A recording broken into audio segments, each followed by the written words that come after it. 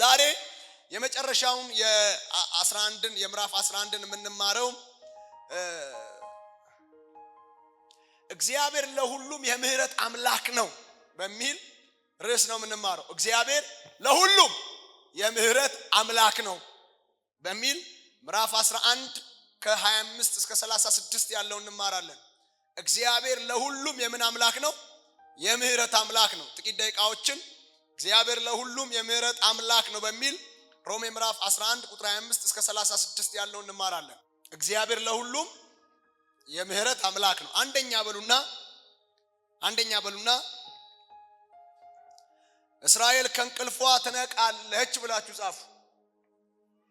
እስራኤል ከእንቅልፏ ትነቃለች ብላችሁ ጻፉ።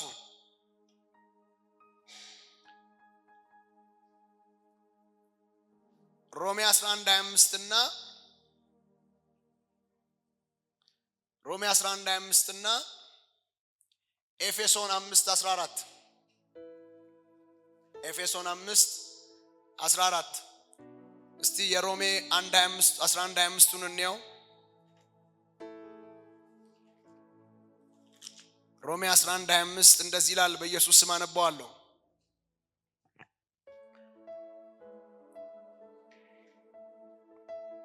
ወንድሞች ሆይ ልባሞች የሆናችሁ እንዳይመስላችሁ ይህን ምስጢር ታውቁ ዘንድ እወዳለሁ። የአሕዛብ ሙላት እስኪገባ ድረስ ድንዛዜ በእስራኤል በአንዳንድ በኩል ሆነባቸው፣ እንዲሁም እስራኤል ሁሉ ይድናል እንዲህ ተብሎ እንደተጻፈ ይላል። ከዛ ይቀጥላል። ኢየሱስ ጌታ ነው። ወንድሞች ሆይ ልባሞች የሆናችሁ እንዳይመስላችሁ ይህን ምስጢር ታውቁ ዘንድ እወዳለሁ። የአሕዛብ ሙላት እስኪገባ ድረስ ድንዛዜ በእስራኤል በአንዳንድ በኩል ሆነባቸው፣ እንዲሁም እስራኤል ሁሉ ይድናል። ኢየሱስ ጌታ ነው።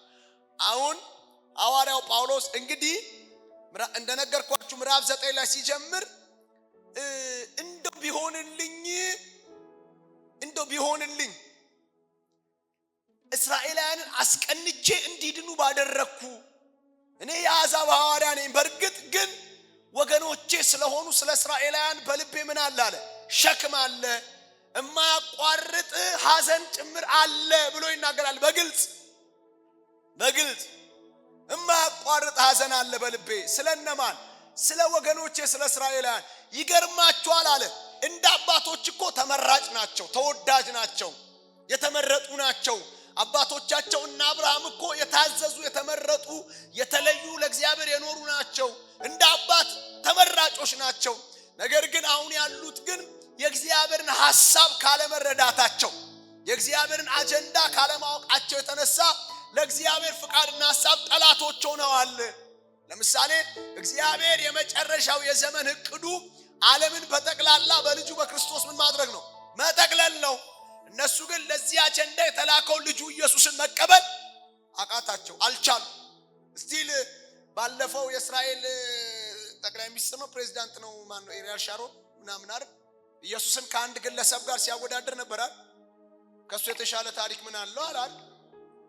ኢየሱስ ጌታ በጣም የሚያስደነግጥ እና ለካ ወንጌል ካልበራላችሁ ካልተገለጠላችሁ እስራኤላዊ ሆናችሁ አይሁዳዊ ሆናችሁ አሕዛብ ሆናችሁ አይደለም ጉዳዩ። የተማራችሁ ሆናችሁ ያልተማራችሁ ሆናችሁ አይደለም። ወንጌል ምንድነው? መገለጥ ነው። ሲበራ ኢየሱስ ያድናል። አይታችኋል እስራኤል ምን ያክል እስካሁን እንኳን እንደተኛች እንቅልፏ ውስጥ እንደሆነች መሪዋን አይቶ ማወቅ ይቻላል። ምን ልዩነት አለው ኢየሱስ ከዚህ ሰው ጋር ምን ልዩነት አለው ብሎ ነው ያለው በጋድ በሚዲያ። ግን እኛ ራሳችን ዛሬ ስንጠራ የማን አምላክ ብለን እንጠራለን? የእስራኤል አምላክ ብለን እንጠራለን። የእስራኤል ቅዱስ ብለን እንጠራለን። እውነት ነው፣ የእስራኤል አምላክ ነው። እውነት ነው፣ የእስራኤል ቅዱስ ነው። ሃሌሉያ። ይገርማችኋል በክርስቶስ በኩል ደግሞ የኛ አባት ነው። እግዚአብሔር ይባረክ። ስለዚህ ሐዋርያው ጳውሎስ ምን ይላል እዚህ ጋር ደርሶ? አይ አይደለም ትነቃለች ይላል። እነሱ ደግሞ እስከዛሬው አልነቃንም እያሉ ነው አይደል? አልነቃ በጋድ አልነቃንም። ኢየሱስን ከአንድ ሰው ለይተን አናየውም፣ ከአንድ ግለሰብ ለይተን አናየውም። ምን እያሉ ነው? ተኝተናል ዛሬም እያሉ ነው እነሱ። አዎ ዛሬም ተኝተዋል፣ ግን የሚነቁበት ግን ጊዜ አለ አለ። ኢየሱስ ያድናል። ባይዘዌ ስለሚነቁበት ጊዜ አንዳንድ የመጽሐፍ ቅዱስ አዋቂዎች ሲናገሩ በሰባቱ ዓመት የመከራው ዘመን ነው እስራኤል የምትነቃው ይላሉ። አሁን አይታችሁ ከሆነ መቅደሱን ለመስራት አይታችሁ ከሆነ ወይፈኑን ለማረድ አይታችሁ ከሆነ የመጨረሻውን ዘመን ምናምን ለማፋጠን ነው ሩጫዋ፣ ግርግሯ፣ እንቅስቃሴዋ። ግን በሰባቱ ዓመት የመከራው ዘመን በጣም የሚያሳዝነው ምንድነው? ቤተክርስቲያን ከተነጠቀች በኋላ ማለት ነው። ሰባቱ ዓመት የመከራው ዘመን ቤተክርስቲያንን ስለማያገኛት አስቀድማ ቤተክርስቲያን ስለምትነጠቅ ጌታን ለመቀበል በአየር ስለምትነሳ የዛኔ መሲሁ ነኝ ብሎ እስራኤል ላይ የተገለጠው መሲሁ ነኝ ብሎ በእስራኤል ላይ የመጣው ሐሰተኛ መሲህ እንደሆነ ይነቃሉ። በባከነ ደቂቃ በባከነ ሰዓት የዛኔ ነው መንቃት የሚሆንላቸው ብለው ይናገራሉ። ያስኬዳል። መጽሐፍ ቅዱስ ማስረጃ ይሰጠናል። ግን በባከነም ደቂቃ ይሁን ብቻ ግን ሐዋርያው ጳውሎስም እዚህ ጋር እንደጻፈው ትነቃለች ከእንቅልፏ አለ። ምን ትላለች? ትነቃለች። በነገራችን ላይ መጽሐፍ ቅዱሳችን በኤፌሶን ምዕራፍ 5 ቁጥር 14 ላይም አንተ የምትተኛ ንቃ፣ ከሙታን ተነሳ፣ ክርስቶስ ምን ይልሃል? ያበራልሃል። አንተ ማን የምትተኛ ምን በል? ንቃ። ቀጥሎስ ከሙታን ምን በል? ተነስ። አሁን መጽሐፍ ቅዱስ ትክክለኛውን እንቅልፍ አይነቅፍም። እንደውም እግዚአብሔር ለሚወዳቸው መልካም እንቅልፍ ሰጣቸው ነው የሚለው። ኤፌሶን 5 ላይ ግን ምን ይላል? ከሙታን ተነሳ። የተኛው ትክክለኛ የሆነ አይነት እንቅልፍ አይደለም። የተኛው የት ነው? ሙታን መካከል ነው። እንደምታውቁት መጽሐፍ ቅዱስ ሙታን ብሎ የሚጠራቸው ሰዎች በክርስቶስ ኢየሱስ አምነው ያልዳኑ ወንጌል ያልበራላቸውን በጠቅላላ ምን ይላቸዋል? ሙታን። ኢየሱስ ጌታ። ስለዚህ ከነሱ መካከል ምን በል? ተነሳ። ማን እንዲያበራል? ክርስቶስ። ሃሌሉያ። በነገራችን ላይ ክርስቶስ መብራታችን ነው፣ ብርሃናችን ነው። የጨለመቿን ዓለም ያበራልን ኢየሱስ ነው። የጨለመውን ሕይወታችንን ያበራው ኢየሱስ ነው። ከጨለማ ወደሚደንቀው ብርሃን የጠራን ኢየሱስ ነው። ሃሌሉያ። እና የአንድ ቀን ትነቃለች ይላል። ተስፋ አላት። እኛም እንጠብቃለን፣ እንጸልይላታለን። ለሰላሟ ጸልዩ፣ ለመዳኗ ጸልዩ። መጽሐፍ ቅዱስ ስለ እስራኤል ጸልዩ ስለሚል አሜን ነው። ጸልዩላቸው። ጌታን ያቁማው፣ ጸልዩላቸው። ጌታን አይቀበሉማ፣ ጸልዩላቸው። ለእስራኤል ሰላም እንድንጸልይ መጽሐፍ ቅዱስ ምን ይላል? ያዛል። እስቲል ደግሞ ሰላም ውስጥ አይደለች ማለት ጦርነት ላይ ነች። የሷ በጦርነት ውስጥ መሆን እኛንም እያስጨነቀን ነው አይደል? ኢየሱስ ጌታ። ይሄው እንትኖቻችን ሹፌሮቻችን 5 ቀን 4 ቀን እየተሰለፉ እያደሩ እኛ ደግሞ ትራንስፖርት እየቸገርን እያጣን ነው አይደል? ጌታ ይባረክ። እኔም እግዚአብሔር ይመስገን መኪናዬ ናፍታ ነው። ይሄው ከቆመ ስንት ሳምንት? ወደ 3 ሳምንት አካባቢ 4 ሳምንት 3 ሳምንት ሊሆነው ነው። ኢየሱስ ጌታ። እና ያው እግዚአብሔር ወዳጆች ሰጥቶናል መኪና ለጊዜው የምንጠቀምበት ሰጥተውን እንጂ ደርሶናል። ዕጣ ፈንታው እድሉ ደርሶናል። አሁን ለራሳችን ስንል ስለ እስራኤል ሰላም እንጸልይ። እስራኤል ሰላም ስታጣ ነው ይኸው የተበጠበጠ ነው። ስለዚህ ስለ እስራኤል ሰላም ጸልዩ። ለማ ብላችሁ? ለራሳችሁ ብላችሁ ጸልዩ። ኢየሱስ ክርስቶስ ጌታ። ሁለተኛው እግዚአብሔር ኪዳኑን ያስባል። እግዚአብሔር ኪዳኑን ያስባል። ጥቂት ነገር አይተን ነው የምንጨርሰው። እግዚአብሔር ኪዳኑን ምን ይላል? ያስባል። እስቲ ሮሜ 1:28 እንይ 11:28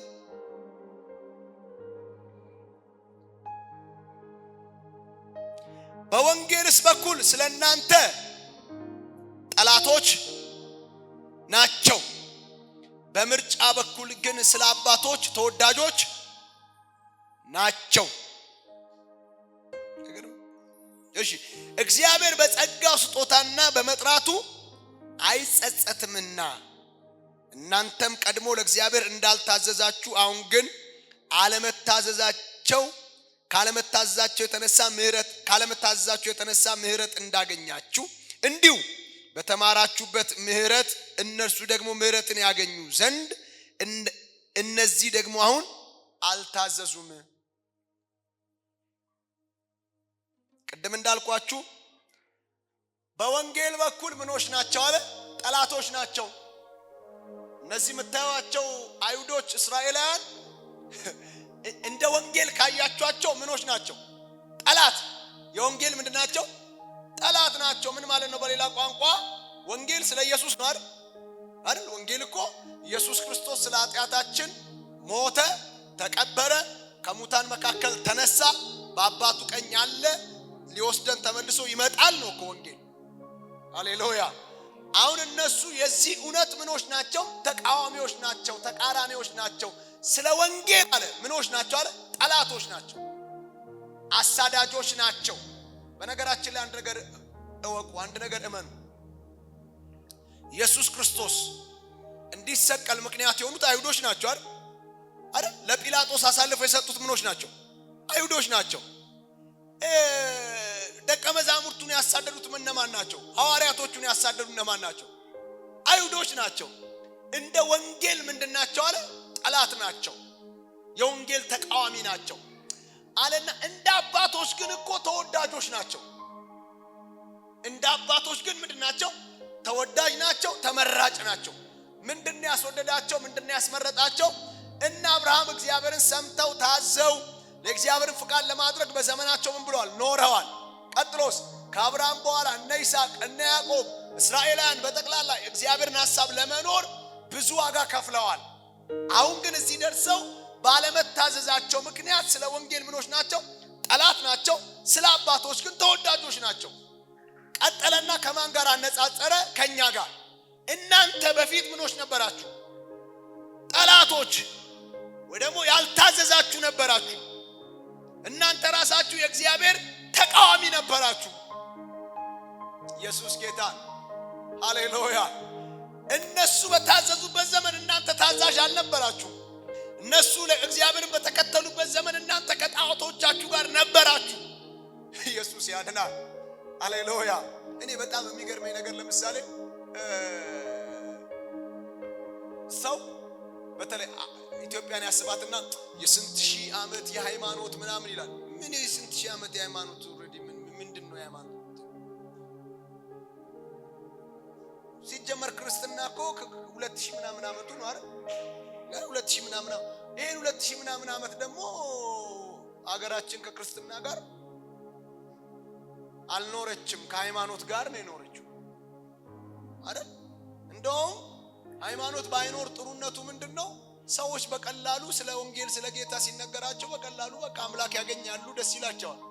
አሁን ግን ገና ስትነግሯቸው ሃይማኖት አለኝ እንትናለኝ አንተ ማን ነው የምትነግረኝ? እኔ ስንት ሺህ እኔ እንትኑ የሚል ነው፣ ትምክህት ነው አይደል? ኢየሱስ ጌታ። ሃሌሉያ። በዚህ አጋጣሚ አንድ ነገር ልንገራችሁ። ይኸው ታላቅ የሆነ የእግዚአብሔር ሪቫይቫል በየሃይማኖት ተቋሞች ውስጥ ይሆናል፣ የማይቆይ። እሺ፣ ኢየሱስ ጌታ። ሃሌሉያ። ስለዚህ ምን አለ እግዚአብሔር እኮ በጸጋ ስጦታውና በመጥራቱ ምን አይልም? አይጸጸትም። ለምሳሌ እና አብርሃምን ስለመረጠ እግዚአብሔር ከዛ በኋላ ልጆቻቸው ደግሞ እስራኤላውያን ስላመጹ እግዚአብሔር ምን አይልም? አይጸጸትም። እግዚአብሔር ለእናንተ ምህረት እንዳደረገ እናንተን ወደዚህ እውነት እንዳመጣ ለነሱም ደግሞ ምን ያደርግላቸዋል? ምህረት። እግዚአብሔር የምን አምላክ ነው? የምህረት። እስቲ እንደዚህ በሉ፣ እግዚአብሔር የምህረት አምላክ ነው በሉ። እስቲ አንድ ድገሙና፣ እግዚአብሔር የምህረት አምላክ ነው በሉ። እስቲ እግዚአብሔር የምህረት አምላክ ስለሆነ አለ ኪዳኑን ምን ያደርጋል? ያስባል። የትኛውን ኪዳን? ከአብርሃም ጋር የገባውን ኪዳን፣ ከነ ዳዊት ጋር የገባውን ኪዳን እግዚአብሔር ምን ያደርገዋል? ያስበዋል። ሃሌሉያ። ከዛስ የሆነ ቀን ቅድም እንደተነጋገርነው ከእንቅልፋቸው ይነሳሉ አለ። አሜን ነው። በጌታ በኢየሱስ ስም ኢትዮጵያ ውስጥ የተኙትንም እግዚአብሔር ይቀስቅስልን። እስቲ አሜን በሉ። ይቀስቅስልን። የተኙ ዘሮቻችንን ይቀስቅስልን። የተኙ ጎረቤቶቻችንን ይቀስቅስልን። በኢየሱስም ይቀስቅስልን፣ ይቀስቅስልን። ሃሌሉያ። ሌላው ሮሜ 11:33 እስከ 35 እግዚአብሔር በስራው ጻድቅ ነው ብላችሁ ጻፉ። እግዚአብሔር በስራው ጻድቅ ነው። ሶስተኛ ብላችሁ እግዚአብሔር በስራው ጻድቅ ነው። ሮሜ 11:33 እስከ 35 በኢየሱስ ስም ላንብበው። እግዚአብሔር ሁሉን ይምር ዘንድ ሁሉን ባለመታዘዝ ዘግቶታልና የእግዚአብሔር ባለጠግነትና ጥበብ ዕውቀቱም እንዴት ጥልቅ ነው! ፍርዱ እንዴት የማይመረመር ነው! ለመንገዱም ፍለጋ የለውም። የጌታን ልብ ያወቀው ማን ነው? ወይስ አማካሪው ማን ነበር? ወይስ ብድራቱን ይመልስ ዘንድ ለእርሱ አስቀድሞ የሰጠው ማን ነው ይላል። ሃሌሉያ። እግዚአብሔር በስራው ምንድነው? ጻድቅ ማለት ምን እንደሚሰራ እግዚአብሔር አለ ያውቃል። ምን እንደሚያደርግ እግዚአብሔር ያውቃል። አማካሪ አይፈልግም፣ ያማከረውም የለም። ጠበቃ አይፈልግም፣ የሚሟገትለት አይፈልግም። ምንን እንዴት እንደሚያደርግ እግዚአብሔር ያውቃል። ምናልባት ስለ እስራኤል ምን እንደሆነ ባይገባችሁ፣ ምናልባት ስለ እናንተም ስለ ምድራችሁም ስለ ነገሮቻችሁ እንኳን ባይገባችሁም እግዚአብሔር ግን ምንድነው? በስራው ጻድቅ ነው። ሃሌሉያ። በስራው ምንድነው? ጻድቅ ነው። ዕውቀቱ ጥልቅ ነው፣ የማይመረመር ነው። ምንን እንዴት እንደሚያደርግ እግዚአብሔር ያውቃል። ስለዚህ አንዳንድ ነገሮችን ለማን ተው ማለት ነው? ለእግዚአብሔር ተውለት። እስራኤል ለምን እንደዚህ ሆነች? በቃ እግዚአብሔር በስራው ጻድቅ ነው። እንዴት አድርጎ እንደሚያድን፣ እንዴት አድርጎ ጣልቃ እንደሚገባ፣ እንዴት አድርጎ እንደሚታደግ ያውቃል። ተውለት። ኢየሱስ ጌታ። እግዚአብሔር ጻድቅ እንደሆነ አምናችሁ ተውለት ነው። የመጨረሻው አራተኛው እዚህ ላይ ትንሽ እንነጋገራለን። አራተኛ በሉና የሁሉ ምንጭና ባለቤት የተመሰገነ ይሁን ብላችሁ ጻፉ። የሁሉ ምንጭና ባለቤት የተመሰገነ ይሁን ብላችሁ ጻፉ። ሮሜ 11:36 የሁሉ ምንጭና ባለቤት የተመሰገነ ይሁን ብላችሁ ጻፉ። እናንብበው። በኢየሱስ ስም ሁሉ ከርሱ በርሱ ለርሱ ነውና ለርሱ ከዘላለም ለዘላለም ክብር ይሁን አሜን። ልድገመው። ሁሉ ከርሱ በርሱ ለርሱ ነውና ለርሱ ለዘላለም ክብር ይሁን አሜን። አሜን። አረስቲ በደንብ አሜን። የሁሉ ምንጭ ማን ነው? እግዚአብሔር። የሁሉ ጀማሪ ማን ነው? እግዚአብሔር። የሁሉ ባለቤት ማን ነው? እግዚአብሔር። እስቲ አንዴ እግዚአብሔር በሏል። ግድ የለም ተናገሩ። እግዚአብሔር በሏል። ሃሌሉያ። እግዚአብሔር የሁሉ ምንጭ ነው። እግዚአብሔር የሁሉ ጀማሪ ነው። እግዚአብሔር የሁሉ መሰረት ነው። ጌታ ይባረክ። አይገርምም? አሁን እግዚአብሔርን አመስግኖ ነው ወደ ተግባራዊ ክርስትና የሚገባው። እግዚአብሔርን ሲያመሰግን ምን አለ? እርሱ አለ ሁሉ ከእርሱ ነው። ሁሉ ከማን ነው? ሁሉ ከማን ነው? በነገራችን ላይ ምን እያለን ነው? ራሱን በራሱ ያስገኘ ምንም ነገር የለም። እኔ ልሁን ብሎ ራሱን ያመጣ የለም። የሁሉ ጀማሪና ሰሪ እግዚአብሔር ነው አለ። ሁሉ ከማን ነው? ከእርሱ። በነገራችን ላይ በእግዚአብሔር ያልተሰራ በእግዚአብሔር እጅ ውስጥ ያላለፈ ራሱን በራሱ ያስገኘ አንዳች ፍጥረት የለም። በነገራችን ላይ ሁሉን የሰራ ሁሉን ያደረገ ማን ነው? እግዚአብሔር። ነገር ግን እግዚአብሔር የሰራውን ነገር አሁን ሁሉን ያደረገ ሁሉን የሰራ እግዚአብሔር ነው ብለን ስንነጋገር የሆነ ነገር አይምሮአችን ላይ ይመጣል። ሁሉን ያደረገ ሁሉን የሰራ እግዚአብሔር ከሆነ ይሄ ሁሉ ጥፋት ታዲያ ይሄ ሁሉ ኒውክሌር ለምን ሰራ እግዚአብሔር? አረ ቢላ ለምን ሰራ እግዚአብሔር? እንትን ለምን ሰራ እግዚአብሔር ሚል የሆነ የሰው አይምሮ ላይ የሚመጣ ነገር አለ አይደል? ለምን መጣ ለምን ሆነ የሚያስብል የሚመጣ ነገር አለ አለኛ ጋር። ሃሌሉያ። በነገራችን አንድ ነገር እንደዚህ በቀላሉ አስቡ። እግዚአብሔር ቢላ በሰው አይምሮ ውስጥ ሲያመጣ ድፍን ሽንኩርት እንዳትበሉ ድፍን ድንች እንዳትበሉ ነው፣ እንድትከትፉበት ነው። እናንተ ሰው ከወጋችሁበት ኃላፊነቱን ማን ነው የሚወስደው? እግዚአብሔር ነው። እግዚአብሔር ነው። ቢላ አሰርቶኝ እኮ እግዚአብሔር ነው ያስወጋኝ ትላላችሁ። አይደል? እግዚአብሔር ቢላውን እንዲሰራ ያደረገው በቃ ነገሮች እንዲቀሉልን ነው። በሬ እንድናርድበት ነው። ሰው ካረድንበት ማን ነው ተጠያቂው? እግዚአብሔር ነው። በሬ እንረድበት፣ በሬ እንክፈፍበት፣ እንትኑን ስጋውን እንክተፍበት፣ እንብላበት። እኛ ሰው ከከተፍንበት ማን ነው ተጠያቂው? የኛ ማንነት አለ፣ የኛ አእምሮ። ኢየሱስ ያድናል። ለምሳሌ እጆቻችሁ ላይ ስልክ አለ አይደል? ስልክ አለ። እጆቻችሁ ላይ ስልክ በመኖሩ ምክንያት አሁን ደስተኞች ናችሁ።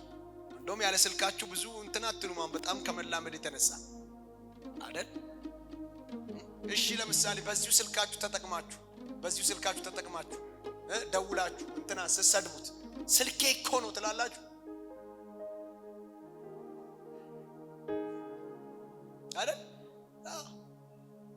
ኢየሱስ ጌታ። ለምሳሌ ቲክቶክ የሚባል አፕሊኬሽን አለ። እሱን ከፍታችሁ ስልካችሁ ላይ 4 ሰዓት እንደዚህ ስትጠቀሙ ስልኬ እኮ ነው ትላላችሁ። በስርዓት መጠቀም የማድረሻ ነው። በአግባብ መጠቀም፣ ለሚጠቅም ነገር መጠቀም የማድረሻ ነው። የኛ ድርሻ ነው እንጂ ስልኩ አንሳኝ፣ ተጠቀምብኝ፣ ክፈተኝ ብሏል። አንድም ቀን ተቆጥቶክ ያውቃል? ዛሬ ሳትነካኝ ነው ያልከው ብሎ ያውቃል? አንተ ነህ ሳትነካው ማጥቶ አይደለም። ኢየሱስ ጌታ። ለምሳሌ ኒኩለርን ብትወስዱ አሁን ይሁን ያስፈራሩናል አይደል? እተኩሷለሁ ይላል አንዱ ብድግ ብሎ። እንደውም እኔ ስሰማ በጣም የፈራሁት ምንድነው አገራቸው ላይ ሐሺሽ በጋድ ይሸጣል። በቃ ኦፊሻሊ ይቻላል። ሰሜን ኮሪያ ላይ ባይዘው ሐሺሽ በጋድ ይሸጣል፣ ሱቅ ይቻላል በቃ። እና የፈለገ ሰው ሐሺሽ ማጨስ ይችላል እዛ። እና የሰውዬ ታዲያ ሐሺሽ ነፍቶ እተኩሳለሁ ያለ ቀን ላያችን ላይ ቢለቀው አስባችኋል? እሺ ቆይ ኒኩሌሩን እግዚአብሔር ታዲያ ለምን ፈጠረው የሚል ነው አይደል ጥያቄ። በጣም ይገርማቸዋል። ለጥፋት ለመሳሪያ የሰው ልጅ ለማውደም ኃይሉን ተጠቅመንበት እንጂ አንዱ ኒኩሌር መስሪያ ዩራኒየም ነው አይደል? አንዱ ዩራኒየም ነው። አሁን ለምሳሌ ኢትዮጵያ ዩራኒየም አላት። በጣም ትልልቅ የኃይል ማመንጫዎች ከዩራኒየም ነው የሚሰሩት። በጣም ትልልቅ የኃይል አቅርቦቶች ከዩራኒየም ይሰራል። ልክ እንደዛው ደግሞ ሰው ደግሞ ምን ሰራበት? ኒኩሌር። ሰው መግደያ ሰራበት፣ ሰው ማጥፊያ ሰራበት። እግዚአብሔር ተጠያቂ? ሲያጠገባቸው ያለው ሰው እግዚአብሔር አይጠየቅም፣ ራስን ጠይቅ በሉት። ሃሌሉያ! ኢየሱስ ያድናል። እስቲ እንደገና ንገሩት፣ እግዚአብሔር አይጠየቅም፣ ሰይጣንን ጠይቅ በሉት። አይደል? አንዱ ጥፋት የሚሰራው እሱ አይደል? ሐሳብ የሚያቀብለን ክፉ ሐሳብ እሱ አይደል? አንዳንዱን እኛ ነን የምንተባበረው፣ አንዳንዱ ደግሞ እሱ ነው የሚያቀርበው። ሁሉም ክፉ ሐሳብ የሰይጣን አይደለም ባይዘው። አንዳንድ ክፉ ሐሳብ እንደውም እሱ ከሰው ይወስዳል እኮ እየተዋዋሰ ነው። አሁን ሰው ከሰይጣን ጋር ሐሳብ እየተዋዋሰ ነው።